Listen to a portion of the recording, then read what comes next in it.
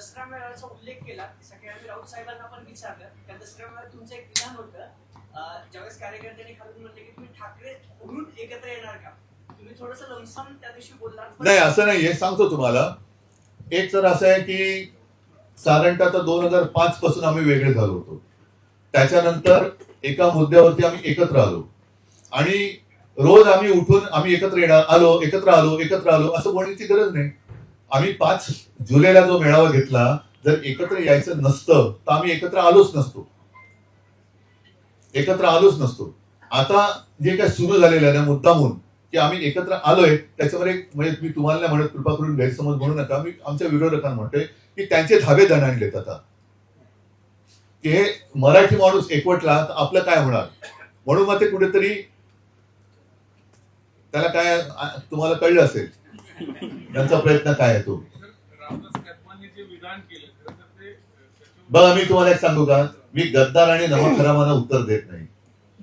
तो माणूस गद्दार आणि नमक हराम आहे, त्या नमक हरामाला मी उत्तर देत नाही आणि देण्याची मला गरज नाही. कारण ठाकरे म्हणजे काय आहे हे अख्खा महाराष्ट्र आणि अख्खा देश ओळखतो. त्याच्यामुळे त्या गद्दाराला आणि हरामखोराला मी काय उत्तर देणार नाही. बराच काळ ही लोक तुमच्या सोबत राहिलेली होती. तुमच्या आणि त्यांचे काही वैयक्तिक संबंधही होते. त्यांच्याबरोबर काही आठवणी असतात. आता बराच काळ झाला तर तुमच्यापासून लांब जाऊन आणि तिथून परत तुमच्यावरती जेव्हा असे आरोप होतात, तेव्हा तुम्ही त्याच्याकडे राजकारण म्हणून पाहता की सुरुवातीला शिवसेनेचं जे कौटुंबिक कल्चर होतं, त्यातून पाहिल्यावर तुम्हाला त्रास होतो का? त्रास आणि वेदना होतात. पण त्याच वेळेला शिवाजी पार्क मध्ये हजारो माणसं पावसात भिजत माझं भाषण मी थांबू का विचारल्यानंतर सुद्धा तुम्ही बोला म्हणतात, तेव्हा ह्या वेदनांवरती ते एक रामबाण औषध असतं. आणि शिव्या देणाऱ्यांपेक्षा आशीर्वाद देणाऱ्यांचे हात खूप महत्वाचे असतात आणि ते हात कितीतरी पटीने माझ्या पाठीशी उभे आहेत, म्हणून तर मी उभा राहू शकतो. उद्धवजी, हॅलो, तुम्ही तुमच्या वडिलांनी थांबा एकदम. हा, वडील बोला. तुमच्या वडिलांनी जे नाही, पत्रकार नाही येत. लक्ष्मण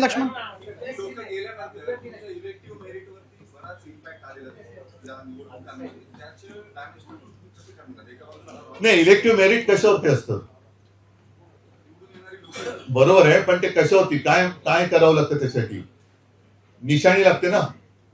मग जर जिकडे ज्यांनी माझा पक्ष चोरला, निशाणी चोरली, वडील चोरले, त्यांचं कसलं मेरिट आहे?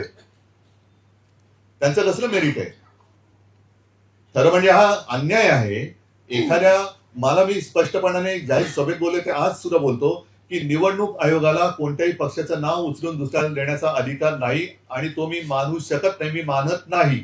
त्याच्यामुळे माझा पक्ष हा शिवसेनाच आहे, शिवसेनाच होता आणि शिवसेनाच राहील. नाहीतर मी निवडणूक आयुक्ताचं नाव हे धोंड्या ठेवलं होतं.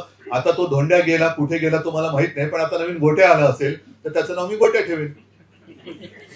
कारण तो माझ्या पक्षाचं नाव बदलू शकत नाही. माझ्या पक्षाचं नाव माझ्या आजोबांनी आणि वडिलांनी ठेवलेलं आहे. निवडणूक आयुक्त तेव्हा जन्माला पण आले नसतील हे आत्ताचे.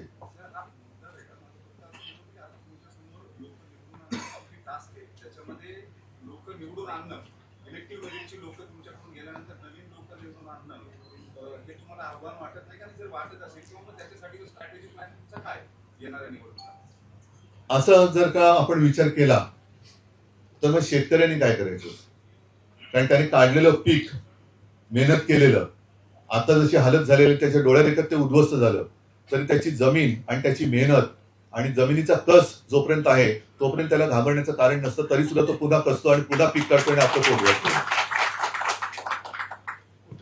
लक्ष्मण माझा एक प्रश्न असा आहे, सुरुवातीचा जो प्रश्न होता की तुम्ही आणि राजसाहेब एकत्र आला. अरे तुम्ही दाखवता ना का आपण असंच बोलतो?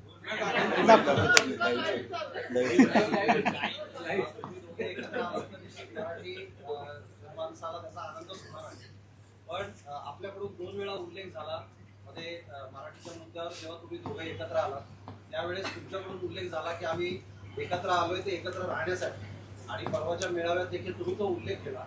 पण त्याच वेळेला राज ठाकरे यांच्याकडून मात्र ह्या बाबतीतला कुठलाही उल्लेख स्पष्टपणाने होताना दिसत पण तो त्या दिवशी भाषण करतच नव्हता. नाही. पण इतर वेळेस सुद्धा पण हो, थांबा ना तुम्ही. आता अजून निवडणूक नाही जाहीर झालेली, त्याच्यानंतर आमच्या 2-3 वेळा भेटी पण झालेल्या आहेत. तर काही गोष्टी व्यवस्थित करू द्या ना. कोळपकर आगामी काळामध्ये महाराष्ट्रात थांबा, कोणतरी एकाने विचारा. ठीक आहे. आतापर्यंतच्या निवडणुका महाविकास आघाडी म्हणून लढवल्या, महापालिकेच्या निवडणुका आघाडी म्हणून लढवणार का किंवा त्यात कोणी ऍडिशन डिव्हिजन होणार? हा प्रश्न तिन्ही पक्षांनी मिळून सोडवायला पाहिजे. कारण लोकसभा आणि विधानसभा आम्ही महाविकास आघाडी म्हणून लढलो.